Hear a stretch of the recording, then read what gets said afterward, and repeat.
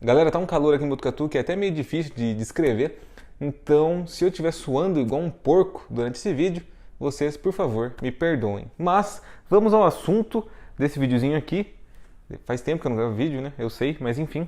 Vamos ao assunto desse vídeo, que é um dos mangás mais maneiros que eu li esse ano, chamado de O Preço da Desonra, o novo lançamento do Pipoca Nankin, também conhecido de Kubidai Hikyokenin, de Hiroshi Hirata. Aqui, em O Preço da Desonra, nós estamos em um Japão, no período do Shogunato, e nós vamos vendo os embates entre diversos soldados, né, em campos de batalha, e nós vamos percebendo que essas pessoas que se matavam ali pelos seus senhores, elas não tinham rixas uma com as outras. Então, em determinado momento, os próprios samurais que estavam guerreando ali, eles não tinham a necessidade de matar seus oponentes. E foi então que começou a surgir uma tendência que era a de você trocar a vida do seu inimigo por uma quantia em dinheiro. Então, o samurai ia matar alguém e ele oferecia para essa sua vítima a chance, né, dela sair ilesa dali, caso ela lhe pagasse uma certa quantia de dinheiro. É claro que na guerra ninguém tá com dinheiro no bolso, então essas pessoas ali querendo sobreviver ao embate, elas davam uma promissória para o samurai que dizia que ela lhe pagaria tantos dinheiros japoneses do shogunato em determinada época, caso ela saísse viva ali daquele embate. E é então que nós temos aqui todo o plot da história, pois nós vamos acompanhando os tomadores de promissória. Ou seja, as pessoas que estavam encarregadas de buscar as recompensas pelas cabeças que haviam sido poupadas. O interessante é que o tomador da promissória, ele não é necessariamente a pessoa que teve a promissória assinada lá no campo de batalha. Às vezes ela é uma pessoa contratada para esse determinado tipo de serviço e é aqui que nós conhecemos o nosso protagonista. Aqui nós temos 7 histórias que abordam essa temática da tomada de promissórias, sendo que o primeiro capítulo, entre aspas, né, a primeira história, ela é meio que um embrião para o que viria a seguir. Nós vemos aqui uma história fechada no começo e depois nós percebemos que essa temática foi completamente reformulada pelo Hiroshi Hirata para que isso se tornasse uma série,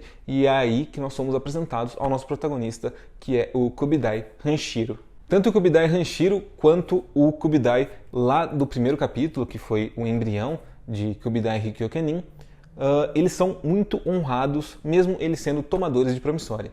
Então você imagina que uma pessoa que está buscando a vida da outra ou tentando trocar isso por dinheiro pode ser alguém desonroso, como o próprio título da história meio que sugere, mas os nossos protagonistas aqui, eles são extremamente honrados, muito éticos e também extremamente morais ali com relação ao que eles acreditam ser certo. Então nós temos aqui exemplos de pessoas que seguem o Bushido de uma forma à risca, e nós vamos percebendo como a honra pode ter diversas facetas dependendo de como você segue e como você trilha o seu caminho.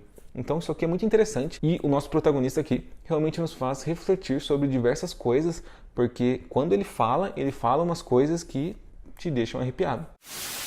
Seria de se imaginar que um mangá focado em samurais tivesse como ênfase a ação, a violência e esses artifícios assim. Só que aqui em Kubidai Hikyokenin, O Preço da Desonra, nós percebemos que esses elementos eles são abordados, obviamente, mas eles são a cereja do bolo. O Hiroshi Hirata, ele faz aqui histórias maduras, histórias profundas e cheias de diálogo, conversas e reflexões. E essa violência, essas cenas onde espadas são sacadas e nós temos vísceras voando e cabeças rolando, elas são aqui a cereja do bolo e elas servem aqui para pontuar a história de uma forma quase catártica. Mas o foco, como eu disse, é na reflexão, nas discussões morais e tudo mais que existe em volta aqui do Bushido e também dessa coleta de promissórias. O Preço da Desonra é um Gekiga, ou seja, ele é um mangá focado no público adulto. Então nós temos aqui uma história mais madura, como eu disse, uma história que não é só ação pela ação,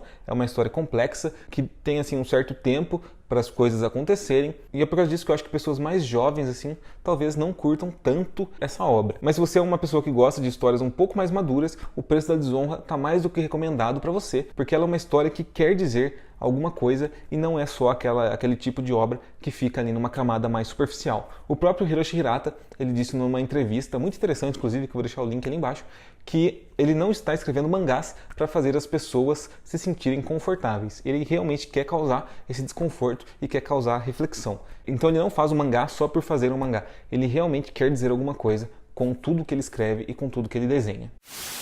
Mas afinal, quem é Hiroshi Hirata? O autor, que até então era inédito no Brasil, começou sua carreira aos 19 anos, quando ele percebeu que fazer mangás lá no Japão, nos anos 70, nos anos 80, era mais rentável do que o seu trabalho atual. Então ele percebeu que se ele desenhasse tantas páginas de mangá por dia ali, e tantas páginas de mangá até o final do mês, ele ganharia mais do que com o seu salário ali de ajudante de encanador. Foi então que ele se trancou num quarto e desenhou um mangá de 16 páginas, da noite pro dia, literalmente, sem ter nenhuma referência, sem saber como fazer um mangá, sem quase nunca ter lido um mangá, porque ele falou que não tinha mangás na casa dele. Então ele literalmente aprendeu na raça como fazer mangás e tá aí até hoje. Inclusive sobre aprender a fazer coisas na raça. Nessa entrevista que eu mencionei, que eu vou deixar no link ali embaixo, você percebe que o cara, ele não se contenta em comprar as suas coisas. Ele realmente gosta de fazer as suas paradas. Então, se ele puder cortar, se ele puder dobrar, ou se ele puder usinar uma peça, ele vai fazer e não vai gastar dinheiro comprando. Inclusive, eu trabalho numa metalúrgica e eu me identifiquei bastante com esse cara aí na questão de corte, dobra e usinagem. Mas, enfim, vamos deixar isso de lado. Outra coisa muito interessante sobre o autor é que ele fala que ele não gosta de desenhar. Ele realmente faz isso para sustentar a sua família. E como ele fala que ele não gosta de desenhar, não gosta de fazer mangás, ele diz que ele faz isso da melhor maneira possível, porque esse é o ganha-pão dele e ele não quer fazer algo vazio. Ele quer realmente, como eu disse, fazer algo que transmita ideias. Então ele realmente encara isso como um trabalho e ele diz que ele não gosta de desenhar. Ele diz que o estilo de produção dele é durante algum tempo, assim, com bastante coisa sendo desenhada, bastante coisa sendo escrita, e depois ele para por 2, 3 anos e vai mexer na casa dele, vai usinar as peças que ele quer para o projetor que ele está desenvolvendo, e ele fica assim sem trabalhar até quase não ter mais dinheiro para pagar as contas, e daí ele volta e faz outro mangá. O Hiroshi Hirata é um cara muito doido e que se você parar para ler sobre ele, você com certeza vai se apaixonar por esse japonês maluco. Só lembrando, eu vou deixar o link da entrevista ali embaixo, junto com o link de Kubidai Kyokenin, que caso você tenha se interessado, você pode adquirir ali pelo link da Amazon e ajudar aqui o Soco Foguete a crescer. E se toda a construção do Hiroshi Hirata nos roteiros já não fosse excepcional, os desenhos desse cara são de tirar o fôlego. Sério, repara na aguada de nanquim que ele faz em algumas páginas e também em como ele varia a espessura do traço, tanto para cenas mais calmas ou para cenas mais ágeis, e como ele faz com que tudo aqui tenha muito movimento. Cara, é sério, Hiroshi Hirata desenhando é um monstro. Quanto ao acabamento gráfico de O Preço da Desonra, mais uma vez o Pipoque Nanquim mandou bem demais. Primeiro que nós temos aqui esse verniz na sobrecapa, que ficou lindíssimo. Aqui também na lombada nós temos aqui esse mesmo verniz, que tem um certo relevo até. E as cores aqui ficaram lindas demais. E quando nós tiramos essa sobrecapa, nós temos também aqui um acabamento muito bonito. Aí quase derrubei a câmera. Nós temos um acabamento muito... Olha só isso aqui, bicho. A imagem inteira ficou lindíssimo. E aqui dentro nós temos as páginas num papel de uma gramatura bem legal e que mostram aqui bastante da arte. E olha aqui a abertura desse mangá. Você não perde nada ali no meio, como em algumas outras obras que tem a lombada colada, né? De forma que você não consegue enxergar muito bem o que tem ali no meio. Então aqui nós temos uma cola e uma costura, se eu não me engano, que tornam aqui essa abertura muito boa. Além de nós termos aqui dentro as 7 histórias de Kubidai Kyokenin, sendo a primeira, né, como eu disse, aquela mais embrionária, e as outras 6 que completam aqui a trama. Nós temos também um pós-fácil do próprio Hiroshi Hirata, contando aqui algumas coisas sobre um contexto aqui dessa obra. E nós temos também aqui um marcador de página que combina bastante com a sobrecapa.